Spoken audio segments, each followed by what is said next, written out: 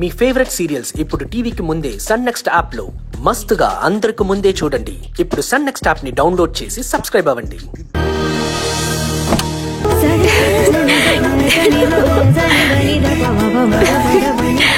Local train ఈరోజు express train లా మారింది.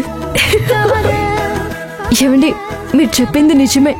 అత్తయ్య నన్ను తన కూతుర్లా చూస్తుంది. నాకు చాలా సంతోషంగా ఉంది తెలుసా. అసలు మీరేం చెప్తున్నారు లక్ష్మి? నాకు అర్థం కావట్లేదు.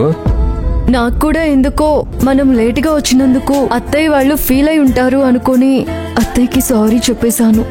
అత్తయ్య మాత్రం నన్ను కూతుర్లాగే క్షమించేసింది. అందుకే నేను ఫుల్ హ్యాపీగా ఉన్నానండి. అంటే మీరు తప్పు చేయకపోయినా సారీ చెప్పారన్నమాట. నేను మీకు చెప్పాను కదా లక్ష్మి, అమ్మ ఇలాంటి చిన్న చిన్న విషయాలు పట్టించుకోదని. లేదండి, నేను చేసింది తప్పే. పెద్దవాళ్ళ ఇంట్లో ఉండగా మనం చెప్పకుండా వెళ్ళడం తప్పు.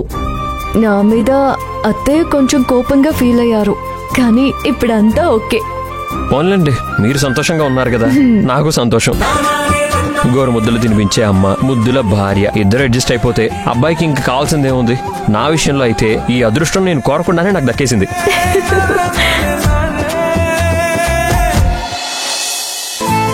చాలా థ్యాంక్స్ అండి, నా మనసు బాలేనప్పుడు నన్ను ఓదార్చినందుకు. అది నా డ్యూటీ. సరే సరే, మనం మాట్లాడుకుంటూ కూర్చుంటే మనం వెళ్లాల్సిన డ్యూటీ కూడా లేట్ అయిపోతుంది. మీరు రెడీ అయితే చెప్పండి, మిమ్మల్ని ఆఫీస్ దగ్గర డ్రాప్ చేసి నేను వెళ్ళిపోతాను. అలాగే.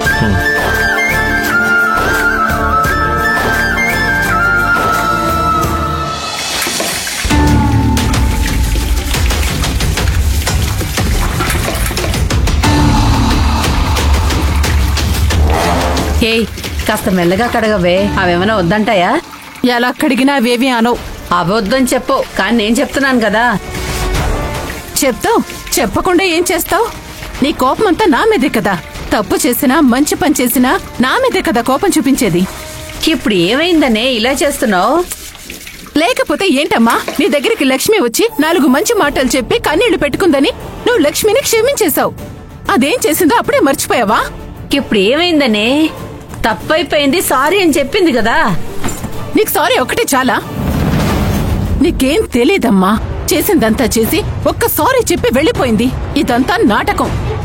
లక్ష్మి ఈ కాలం పిల్ల, నిన్ను నమ్మించడానికి ఎన్ని అబద్ధాలాడుతుందో నీకు తెలీదు. ఎందుకైనా మంచిది లక్ష్మిని నీ కంట్రోల్లో పెట్టుకోమ్మా, లేదంటే నష్టపోయేది మాత్రం నువ్వే. చాలే, నోరు మూసుకోవే. ఎప్పుడు చూసినా ఏదోటి వాగుతూనే ఉంటావు. సారీ చెప్పిందని తెలిసాక కూడా లక్ష్మి మీద ఎందుకే ఇలా మాట్లాడుతున్నావు? ఎప్పుడేం చేయాలో నాకు బాగా తెలుసు. నీ కోడలు ఏమీ చేయాల్సిన పనిలేదు. నిన్ను బాగా తన వైపుకి తిప్పుకొని తను మాత్రం హ్యాపీగా ఉంటుంది. ఇప్పుడు చూడు, నువ్వు చెప్పగానే ఎలా వెళ్ళిపోయిందో. ఇంట్లో పనులన్నీ నేనే చెయ్యాలి. అంత నా కర్మ. ఏంటే, మనింటి పనులు మనం చేసుకుంటే తప్పేంటి? లక్ష్మి ఆఫీస్కి వెళ్లే పిల్ల, నెలకి 75,000 జీతం తెస్తుంది. 75,000 తీసుకుంటున్నప్పుడు ఆఫీస్లో పని కూడా తను చెయ్యాలి కదా. అవునవును, 75,000. ముందు అది నీ చేతుల్లోకి వస్తుందని కలగంటున్నావు, కానీ అది కలగానే మిగిలేటట్టుంది. ఏవే, ఎప్పుడు ఇలానే మాట్లాడతావా? ఒక్కసారి కూడా నీ నోటి నుంచి మంచి మాట రాదా? ఛీ!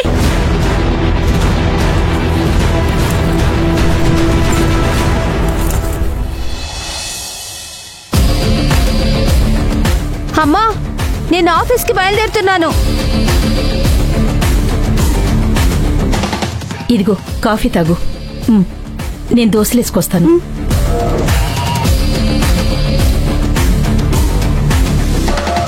లక్ష్మి పెళ్లి కాకముందు ఏ పని చెయ్యాలి అంటూ టెన్షన్ పడిపోయేదాన్ని. పెళ్ళయ్యాకేమో అన్నీ సర్ది పెట్టడం ఒక పెద్ద పని అయిపోయింది. అవునవును, చాలా పెద్ద పని. ఏయ్, నోరు మూసుకుని చదువుకోవే.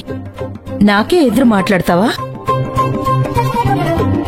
అమ్మకి హెల్ప్ చేయడం చేత కాదు గాని ఎదిరించి మాట్లాడటం మాత్రం బాగా వచ్చు. ఇక్కడికి రా, జయ ఆంటీ వాళ్ళకి ఈ బాక్స్ ఇచ్చి రావాలి. నేను తర్వాత ఇస్తానులే అమ్మా. తర్వాత అని చెప్పి అసలు పనే చేయట్లేదు కదా నువ్వు. రోజు రోజుకి సోమరిపోతులా తయారవుతున్నావు. నా ఒక్కదానికే పని చెప్తున్నావమ్మా. అఖిల ఖాళీగానే ఉంది కదా, తనకు చెప్తే వెళ్తుంది కదా. నాకు ఆఫీస్కి టైం అవుతుంది, నేను వెళ్ళను. ఇదొక సందు దొరికింది నీకు. ఏదన్నా పని చెప్తే ఆఫీస్ ఆఫీస్ అంటావు.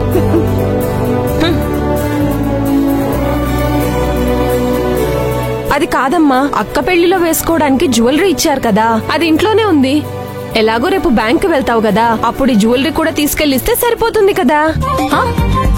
అదే రోజు 2 పనులు అయిపోతాయి. అంత దూరం పోయేది తప్పుతుంది కదమ్మా, ఏమంటావ్? అది కాదే, పక్కనున్న ఇంటికి పోవడానికి కూడా నీకంత దూరమా? అది నీకేమైనా కావాలంటే ఎంత దూరమైనా వెళ్తావు కదా. అన్ని పనులు నేనే చేయాలి.